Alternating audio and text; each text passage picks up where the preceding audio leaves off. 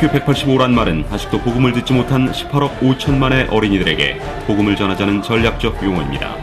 통계에 따르면 세계 인구 68억 중 15세 미만의 어린이 수는 대략 18억 5천만이 됩니다. 복음을 가지고 저들을 향해 전략적으로 접근하자는 것이 레스큐 185 운동인 것입니다. 이 비전을 하나님께서 10년 전부터 프라미스 교회 김남수 목사에게 주셨습니다. 프라미스 교회는 가까운 중남미 학교를 세워 온 성도가 이 명령을 수행해왔지만 세계 수많은 어린이들에게 복음을 전해야 한다는 사명 앞에 지극히 작은 사역의 한계를 느끼지 않을 수 없었습니다. 2008년 12월 하나님께서 세계적인 선교 전략가 루이스 부시 목사님을 프라미스 교회에 보내주셨습니다. 그는 우리의 비전과 사역의 보고를 듣고는 즉시 이 중요한 사역에 헌신하기로 결심하고 그가 가지고 있는 국제적 안목과 채널을 우리의 비전에 접목시켜 우리의 사역이 국지적 한계에서 국제적 필드로 자연스럽게 연결이 되게 하였습니다.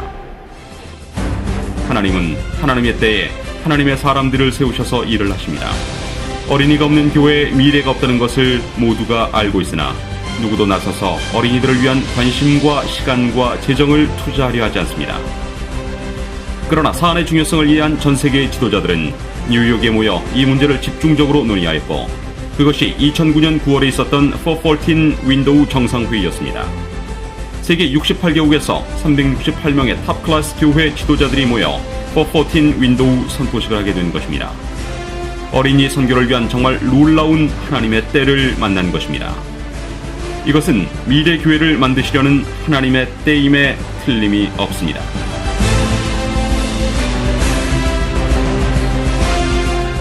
과거 1014 윈도우와 같은 지리적 개념의 선교 초점은 이제 세대적인 관심으로 바뀌어지고 있습니다. 4세에서 14세 어린이들이 지리적 교권을 초월해서 교회들의 관심이 되어지지 않는다면 향후 30년 이내에 미래의 교회는 사양길로 갈 수밖에 없다는 긴박성을 인식해야 합니다. 미국인 기독교인 가운데 4세에서 14세에 예수님을 영접한 경험을 가진 사람이 80%가 넘는다는 사실은 이 연령의 어린이들이 복음에 대한 감수성이 가장 강할 뿐만 아니라 그들에게 그리스도를 영접한 일은 평생에 잊을 수 없는 경험으로 각인된다는 것을 말해줍니다.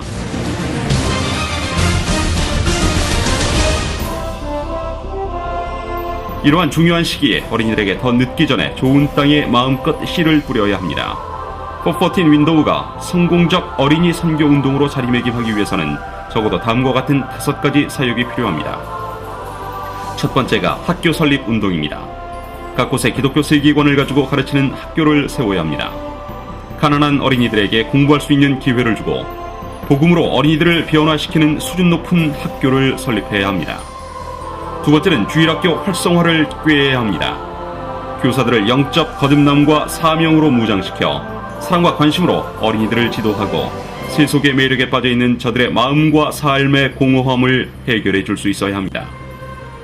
세 번째는 어린이 구제 사업의 활성화입니다. 어린이 구제 사역 단체들과의 상호 공조를 통해 우리가 가지고 있는 자원을 가난과 전쟁 그리고 질병의 희생자들이 되고 있는 어린이 구제 사업에 쓰도록 만들어야 합니다. 네 번째는 선교지의 다양한 프로그램 개발을 통한 어린이 선교입니다. 전 세계 수많은 선교사들에게 어린이 사역에 대한 다양성을 제공하고 실질적으로 그 나라 발전을 도모할 수 있는 간단하고도 쉬운 프로젝트를 개발해야 합니다. 마지막으로 어린이 집회를 개최하는 것입니다. 교회는 어린이들만이 모이는 세계를 만들어줘야 합니다. 저들을 위한 대형 집회, 복음 캠페인, 프로그램을 통해서 교회 중심의 미래의 주인공인 어린이들을 놓아야 합니다.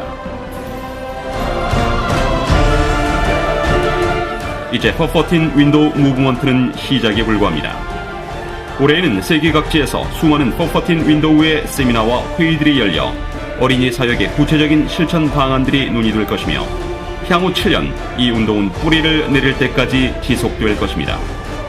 뿌린대로 거두는 신앙의 순리에 따라 우리 모두 기도로서 지원하며 변화해가는 세계의 주인공이 되시기를 기원합니다.